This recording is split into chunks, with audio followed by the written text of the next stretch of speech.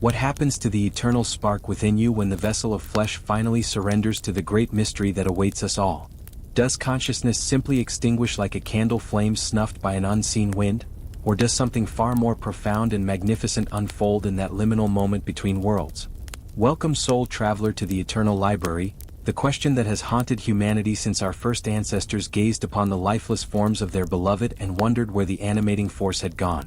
Today we dive into one of the most profound and enigmatic phenomena that has been explored, documented, and carefully mapped by mystics, shamans, and consciousness explorers across every culture and spiritual tradition known to humanity, yet remains largely misunderstood and distorted by modern materialist thinking that reduces the infinite complexity of human consciousness to mere neural firings that cease with brain death. The ancient Egyptians, masters of the death mysteries who spent thousands of years perfecting their understanding of consciousness transition, created the most sophisticated maps of post-mortem states ever developed, encoding within the pyramid texts, coffin texts, and the famous Book of the Dead detailed instructions for navigating the Bardo realms that exist between incarnations, describing with remarkable precision the various levels of consciousness that unfold as the soul disengages from physical embodiment and journeys through what they called the Duat, the underworld realm where consciousness encounters its own projections and must navigate through 42 different gates, each guarded by specific deities that represent aspects of the psyche that must be integrated and transcended. The Tibetan Buddhist tradition, particularly as preserved in the Bardo Thodol or liberation through hearing in the intermediate state, provides perhaps the most detailed and practical guide to the death process ever compiled, describing with scientific precision the three bardos or intermediate states that consciousness experiences. The bardo of dying itself, where the gross physical elements dissolve in a specific sequence. The bardo of Dharmata, where consciousness encounters the clear light of pure awareness, and the bardo of becoming, where the mental body forms and seeks rebirth according to karmic propensities, with the entire text serving as both a map for the dying and a training manual for advanced practitioners who wish to maintain awareness through the dissolution process and achieve liberation at the moment of death rather than being swept unconsciously into another incarnation. Padmasambhava, the great tantric master who brought Buddhism to Tibet in the 8th century, taught that death is not an ending but a transformation of consciousness from one state to another, comparable to taking off a worn-out garment and putting on new clothing, and he emphasized that those who have trained in dream yoga and the illusory nature of phenomena during life will recognize the dreamlike quality of the after-death experiences and maintain the clarity needed to navigate toward higher realms of existence or complete liberation from the cycle of rebirth altogether. The Hindu tradition, particularly as articulated in the Katha Upanishad and Bhagavad Gita, describes consciousness or Atman as eternal and indestructible, with Krishna explaining to Arjuna that for the soul there is neither birth nor death, it is not slain when the body is slain, and the various texts detail the subtle body's journey through different lokas or planes of existence, with consciousness gravitating toward realms that match its predominant thoughts, desires, and spiritual development at the time of death, which is why the tradition emphasizes the critical importance of one's state of mind and heart during the final moments of life. For as Krishna teaches, whatever state of being one remembers when he quits his body, that state he will attain without fail. The ancient Greek mystery schools, particularly those at Eleusis, initiated participants into the direct experience of death and rebirth while still living, with Cicero writing that those who participated in the mysteries no longer feared death because they had experientially understood that consciousness continues beyond physical dissolution, and Plato's dialogues, especially the Phaedo, present philosophical arguments for the soul's immortality while describing the philosopher's practice of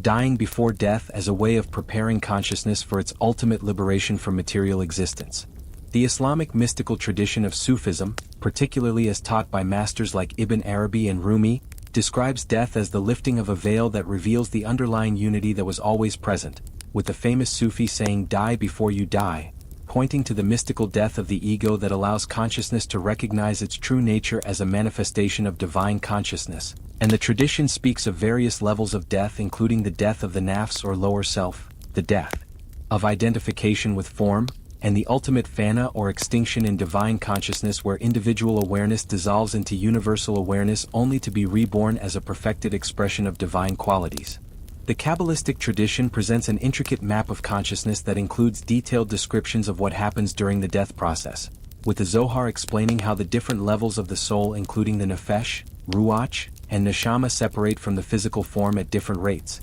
with some aspects remaining connected to the body for periods after clinical death while higher aspects of consciousness ascend through the various sephirot or divine emanations, ultimately returning to their source in the Ein Sof or infinite divine essence. Though the tradition also speaks of the soul's journey through Gehinnom, a purification process where consciousness confronts and resolves unfinished karmic patterns before moving on to higher states of existence. The Native American shamanic traditions across numerous tribes describe death as a crossing over to the spirit world where consciousness continues its journey guided by ancestor spirits and power animals, with many traditions speaking of a river or bridge that must be crossed, and the Lakota concept of the spirit trail or Milky Way as the path souls travel after death, while emphasizing that the manner of death and the person's spiritual preparation determines how smoothly this transition occurs, with sudden or traumatic deaths sometimes resulting in souls becoming lost or confused in the intermediate realms until proper ceremonies are performed to help them find their way. The ancient Celtic tradition speaks of the otherworld, a realm that exists parallel to our physical reality where consciousness continues after death, accessible through certain sacred sites and during specific times when the veil between worlds grows thin, particularly during Samhain when the ancestors return to offer guidance to the living, and the tradition emphasizes that death is not a journey to a distant place but a shift in perception that allows consciousness to access dimensions of reality that were always present but previously hidden from ordinary awareness. The Christian mystical tradition, particularly as developed by the Desert Fathers and later mystics like Meister Eckhart and John of the Cross, describes death as the ultimate union with divine consciousness, with the tradition of Ars Moriendi or the art of dying providing detailed instructions for preparing consciousness for this final merger with the divine, while emphasizing that physical death is merely the completion of a process of ego dissolution that begins with spiritual conversion and continues through the dark night of the soul where personal will surrenders completely to divine will. The Hermetic tradition, as preserved in texts like the Corpus Hermeticum and the writings of later alchemical masters, describes consciousness as divine essence temporarily incarnated in physical form for the purpose of gaining experience and wisdom, with death representing the completion of the alchemical opus where the prima materia of raw human consciousness is transformed into the philosopher's stone of enlightened awareness through the successive operations of nigredo or dissolution of ego, attachments, albedo or purification of consciousness through spiritual practice, and rubedo or the integration of divine and human natures that allows consciousness to function as a bridge between heaven and earth. The Gnostic tradition speaks of consciousness as divine sparks of light temporarily trapped in material existence, with death offering the opportunity for these sparks to return to the pleroma or fullness of divine consciousness, though this return depends upon the soul's recognition of its true divine nature and its ability to navigate past the archons or limiting forces that attempt to keep consciousness bound in cycles of reincarnation rather than allowing it to achieve final liberation from the material realm altogether. Modern research into near-death experiences conducted by researchers like Raymond Moody, Kenneth Ring, Pim van Lommel, and Sam Parnia has documented thousands of cases where individuals clinically dead for extended periods report detailed experiences of consciousness operating independently of brain function, including out-of-body observations that are later verified as accurate, encounters with deceased relatives and spiritual beings, life reviews where entire lifetimes are experienced from multiple perspectives simultaneously, and visits to transcendent realms of light and unconditional love that transform individuals' understanding of reality and eliminate their fear of death, with these reports showing remarkable consistency across cultures, religions, and belief systems, suggesting that consciousness indeed continues and even expands when freed from the constraints of physical embodiment. The work of consciousness researcher Robert Monroe, founder of the Monroe Institute, documented his extensive explorations of out-of-body states and communications with discarnate entities, revealing that consciousness exists in multiple layers or focus levels, with physical reality representing only focus 10, while higher focus levels extending into the hundreds represent increasingly expanded states of awareness where consciousness can access knowledge and experiences far beyond anything possible in ordinary waking consciousness. And his research suggests that death simply represents a permanent shift from focus 10 to higher focus levels where consciousness continues its evolution unencumbered by physical limitations. The research of psychiatrist Ian Stevenson and his successor Jim Tucker at the University of Virginia has documented over 2,500 cases of children who remember previous lives with details later verified through historical investigation, suggesting that consciousness not only survives death but retains memories and personality patterns that can carry over into subsequent incarnations, particularly when death occurs suddenly or traumatically, leaving unresolved emotional patterns that influence the consciousness's next embodiment, though the researchers note that most memories fade as the new brain develops and ordinary consensus reality consciousness takes precedence over the more expanded awareness present in early childhood. The work of mediums like Leonora Piper, investigated extensively by researchers including William James, provided evidence that consciousness continues after death and can communicate with those still embodied, with these communications often containing specific information that could not have been known to the medium through normal means, though the tradition emphasizes that not all discarnate communications are from highly evolved sources, and discrimination is essential when engaging with post-mortem consciousness, as entities in the lower astral realms may provide misleading information or attempt to influence the living for their own purposes rather than offering genuine spiritual guidance. The anthroposophical teachings of Rudolf Steiner, based on his claimed direct spiritual perception, describe in remarkable detail the journey of consciousness through various post-mortem states, beginning with a 3-day period where consciousness reviews its entire life while still connected to the etheric or life body, followed by the gradual dissolution of this etheric body as consciousness ascends through what Steiner calls the soul world, where it processes and integrates the emotional experiences of the completed life, then continuing into the spirit world where consciousness works with higher spiritual beings to prepare the archetypal patterns for its next incarnation, with the entire process taking centuries or even millennia depending upon the level of spiritual development achieved. And Steiner emphasizes that consciousness between incarnations is actively engaged in cosmic work, participating in the ongoing evolution of consciousness itself rather than existing in some static heavenly realm. The ancient Vedantic teaching of the Mandukya Upanishad describes consciousness as existing in 4 states: waking, dreaming, deep sleep, and turiya or pure consciousness, with death representing simply another transition between states rather than the extinction of consciousness itself. And the tradition teaches that those who have realized turiya during life recognize that their essential nature never changes regardless of which state they appear to be experiencing, understanding that birth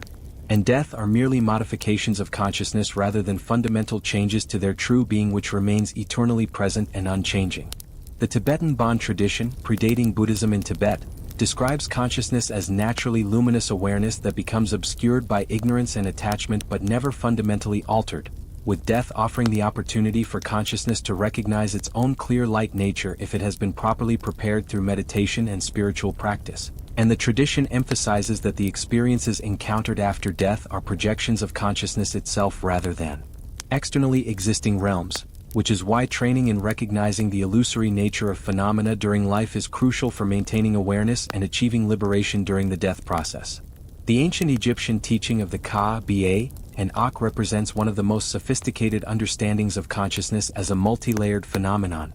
with the Ka representing the etheric double that maintains connection to the physical realm after death, the Ba representing the soul's ability to travel and communicate between realms, and the Ak representing the transformed spiritual consciousness that has successfully navigated the afterlife journey and achieved union with the divine light of Ra, demonstrating that ancient civilizations possessed detailed knowledge of consciousness that far exceeds modern materialist understanding and provides practical guidance for those seeking to prepare for their own transition.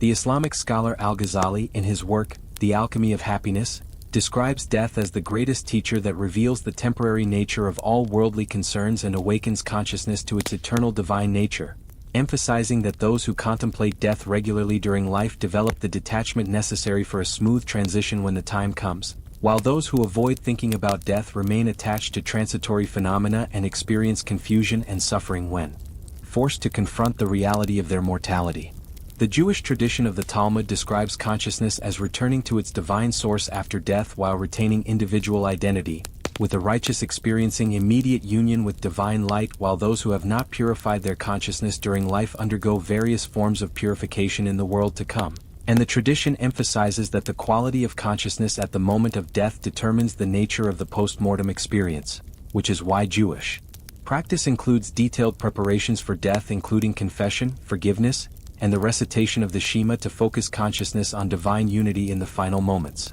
The Sufi master Hafez wrote that death is like a wedding night for the soul that has prepared itself through love and spiritual practice, describing the moment of death as the lifting of a veil that reveals the beloved divine presence that was always there but hidden by the illusions of separate existence. And the tradition teaches specific breathing practices and remembrance techniques designed to maintain consciousness during the dying process and direct awareness toward divine union rather than becoming lost in the fearful projections that can arise when ego consciousness realizes its mortality. The ancient Taoist tradition describes death as simply another transformation in the endless flow of cosmic energy, with consciousness representing an aspect of the Tao that temporarily manifests in individual form but ultimately returns to the source from which it arose. And practices like internal alchemy are designed to prepare consciousness for this transition by cultivating the immortal embryo, or refined spiritual body that can maintain coherence and awareness even when the physical form dissolves, demonstrating that consciousness can be trained and developed to such an extent that death becomes a conscious choice rather than an involuntary process. The research conducted at the Institute of Noetic Sciences by researchers like Dean Radin and Marilyn Schlitz has documented various forms of consciousness interaction that occur independently of physical proximity or known mechanisms of information transfer, suggesting that consciousness operates according to principles that transcend the limitations of space and time that govern physical phenomena, and their research into presentiments or unconscious physiological responses to future events indicates that consciousness has access to information beyond the constraints of linear time, supporting traditional teachings about the expanded awareness that becomes available when consciousness is no longer bound by physical embodiment. The work of Stanislav Grof and his research with LSD and later holotropic breathwork has revealed that consciousness can access what he terms transpersonal experiences that include detailed knowledge of historical events, accurate information about distant locations, and encounters with archetypal beings that closely parallel the traditional descriptions of postmortem states, suggesting that the psychedelic experience may provide a preview of the expanded awareness that characterizes consciousness after death, though Grof emphasizes that these experiences require careful integration and should not be pursued without proper preparation and guidance from experienced practitioners who understand the profound psychological and spiritual implications of encountering such expanded states of awareness. The traditional practice of Phowa or consciousness transference in Tibetan Buddhism represents one of the most practical approaches to death preparation, involving specific visualization and breathing techniques that train consciousness to exit the body through the crown chakra at the moment of death, directing awareness toward the pure land of Amitabha Buddha rather than becoming trapped in the Bardo realms through fear or attachment. And accomplished practitioners are said to be able to perform Phowa not only for themselves but also for others who are dying, helping to guide their consciousness toward higher realms through the power of focused intention and spiritual realization. The shamanic understanding of death as presented by teachers like Carlos Castaneda and his descriptions of Don Juan's teachings emphasizes that death is the ultimate advisor that puts all of life's concerns into proper perspective, with the warrior's path involving a constant awareness of death that eliminates petty concerns and awakens the impeccability needed to accumulate enough personal power to maintain consciousness through the final transition. And the tradition speaks of death as the last enemy that must be faced with total courage and awareness rather than the unconscious surrender that characterizes most human deaths, demonstrating that indigenous wisdom traditions have always understood death as a test of consciousness that reveals whether an individual has truly learned the lessons that life was meant to teach. The medieval Christian mystic Meister Eckhart taught that those who die to themselves while still living discover that their true nature was never born and therefore cannot die, describing the mystical death of the separate self that allows consciousness to recognize its fundamental unity with divine being, and he emphasized that physical death simply makes manifest the spiritual death that should occur during life through complete surrender of personal will to divine will, indicating that death is not something that happens to consciousness but rather the revelation of consciousness's true eternal nature that was always present but obscured by identification with temporary phenomena. The ancient Greek philosopher Plotinus, founder of Neoplatonism, described consciousness as emanating from the one or ultimate divine source and eventually returning to that source after gathering experiences through various levels of manifestation, with death representing simply one step in consciousness's journey back to its origin. And he taught that those who have cultivated philosophical contemplation and purified themselves through ethical living will find the transition smooth and natural, while those attached to material existence will experience difficulty in releasing their grip on physical phenomena and may become trapped in intermediate realms corresponding to their level of spiritual development.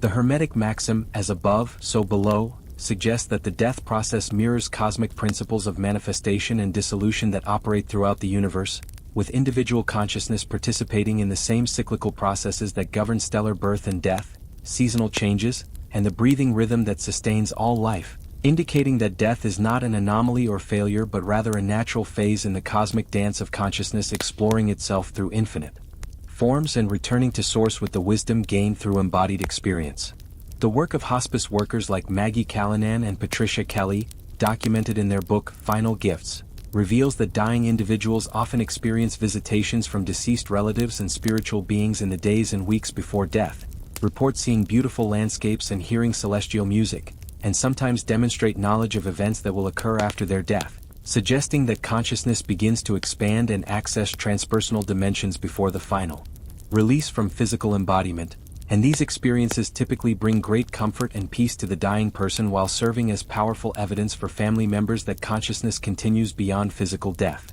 The Buddhist teaching of the clear light of death describes the moment of death as offering the greatest opportunity for liberation, when consciousness briefly encounters its own essential nature without any obscuration, and those who have trained in meditation and recognition of the nature of mind may achieve instant enlightenment at this moment by recognizing the clear light as their own Buddha nature rather than becoming frightened or distracted by the dissolution process, though this recognition requires extensive preparation through study, meditation, and the development of single-pointed concentration that can be maintained even when the familiar reference points of physical existence are dissolving. The ancient Egyptian practice of mummification was not merely an attempt to preserve the physical body but rather a sophisticated technology for maintaining the connection between consciousness and its earthly anchor during the dangerous passage through the duat, with the elaborate funeral rituals and tomb texts serving as both maps and protective spells to help consciousness navigate the various challenges it would encounter in the afterlife realms, and the tradition recognized that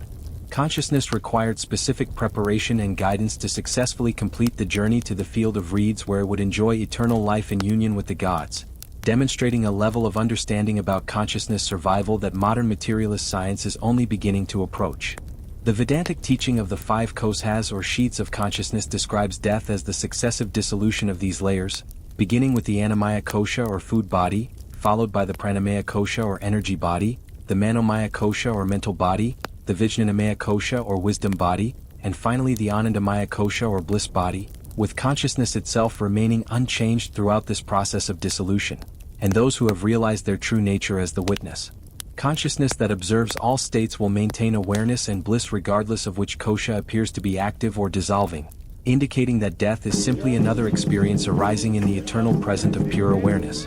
The Sufi practice of Latif points involves focusing consciousness on specific energy centers within the body while reciting divine names, gradually refining awareness until it can function independently of physical support, and advanced practitioners report the ability to transfer consciousness to different energy bodies at will, suggesting that death represents simply a permanent version of this temporary withdrawal from physical embodiment that can be practiced and mastered during life, with the tradition emphasizing that those who have learned to die consciously while living will navigate the final transition with ease and grace rather than the fear and confusion that characterize unconscious dying. The Tibetan teaching of the rainbow body phenomenon, documented in cases where highly realized practitioners leave behind only hair and fingernails after death while the rest of their physical form dissolves into rainbow light, suggests that consciousness can achieve such refinement through spiritual practice that it no longer requires a gross physical form and can exist as pure light energy, representing the ultimate demonstration of consciousness mastery where the practitioner has learned to transform matter into energy through the power of realized awareness, indicating that death may not be necessary for highly evolved consciousness that has learned to transcend the limitations of material existence through direct realization of its luminous nature. The work of researchers like Gary Schwartz at the University of Arizona has documented evidence of communication from deceased individuals through gifted mediums, with information provided that could not have been known to the medium through normal channels and was later verified as accurate by the deceased person's relatives, suggesting that consciousness not only survives death but retains personality characteristics and memories that allow for meaningful interaction with those still embodied. Though the tradition emphasizes that such communication is easier immediately after death and becomes more difficult as consciousness moves into higher dimensions that operate according to different principles of time and space than those governing physical reality. The ancient practice of dream yoga in the Tibetan tradition involves training consciousness to maintain lucid awareness during dream states, with the understanding that dream consciousness closely parallels the consciousness that operates after death, and those who have mastered the ability to remain aware and direct their experiences within dreams will find similar abilities available when consciousness is freed from physical constraints, demonstrating that death preparation involves developing the capacity for conscious navigation of non-physical realms rather than simply hoping for the best when the transition occurs, and the tradition provides specific techniques for maintaining awareness during the dissolution process and recognizing the dreamlike nature of all post-mortem experiences. The anthroposophical understanding describes consciousness as working with higher spiritual hierarchies between incarnations to help guide the evolution of cosmic consciousness, participating in the ongoing creation and refinement of the spiritual blueprints that will manifest as future physical and cultural developments on Earth, indicating that death is not a retirement from cosmic responsibility but rather a graduation to more subtle and far-reaching forms of service that influence the development of consciousness on a planetary and even galactic scale, with individual consciousness contributing its unique perspective and accumulated wisdom to the collective advancement of spiritual evolution throughout the universe.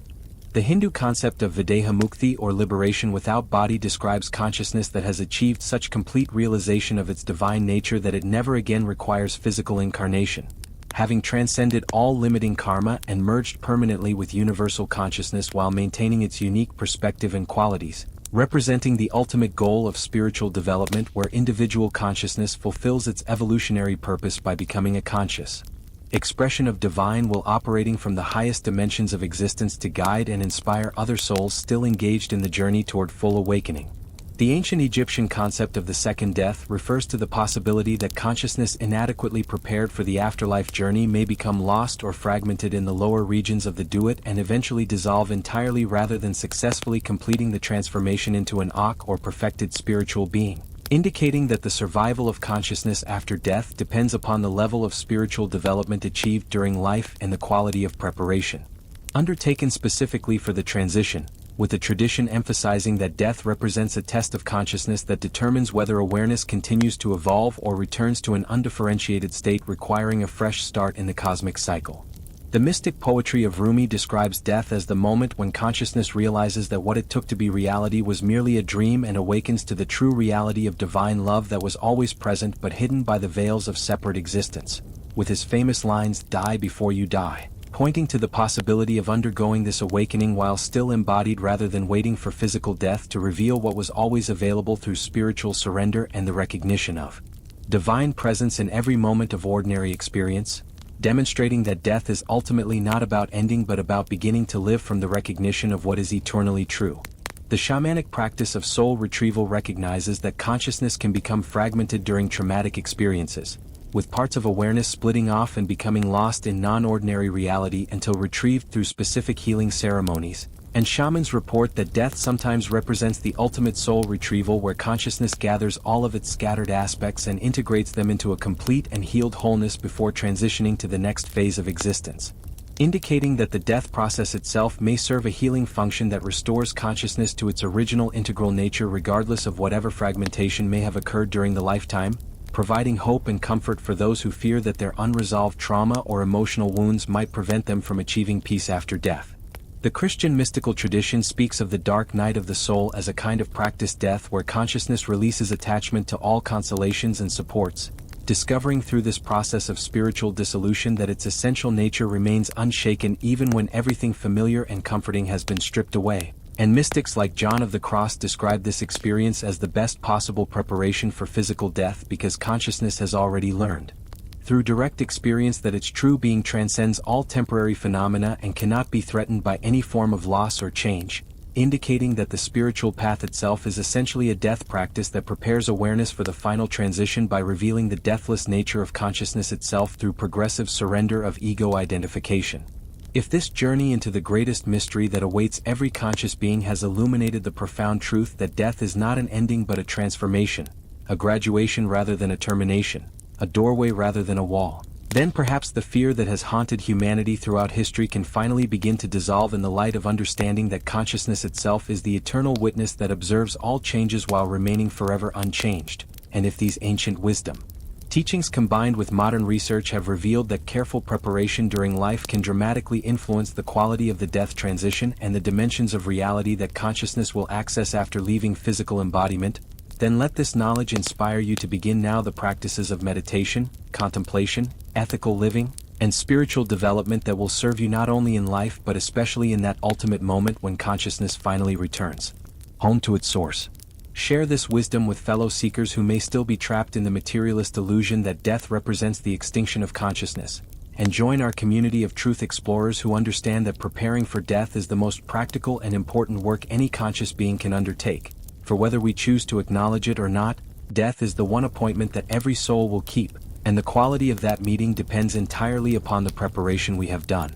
beforehand through the development of spiritual awareness and the cultivation of the deathless recognition of our true nature as eternal consciousness temporarily wearing the costume of mortal form.